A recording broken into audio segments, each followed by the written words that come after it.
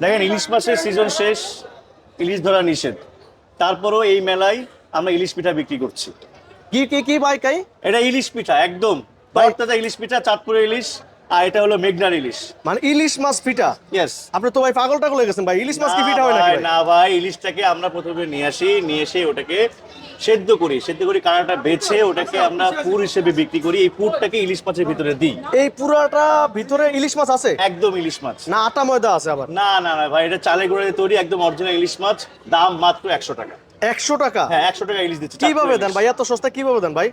ভাই এটা আসতে হলে আপনাকে মাছ উইসতে আসতে হবে, আপনাকে আসতে হলে বাণিজ্য মেলা আসতে হবে। আচ্ছা এই মেলাটা একটু ঠিকানাটা বলেন, লোকেশনটা বলেন। এটা হলো কি চিনমূর্তি সম্মেলন কেন্দ্র, আগারগা।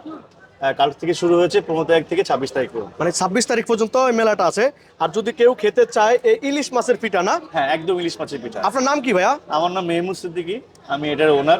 মাছ উইস্টান পিঠা, আপনারা প্লিজ আসেন। দর্শক অবাক করা কাণ্ড, আমি এই প্রথম দেখতাছি যে ইলিশ মাছের পিঠা, মানে ইলিশ মাছ দিয়া সম্পূর্ণ পিঠাটা বানাইছে। তাহলে পিস 100 টাকা বিক্রি করছেন না ভাই? 100 টাকা।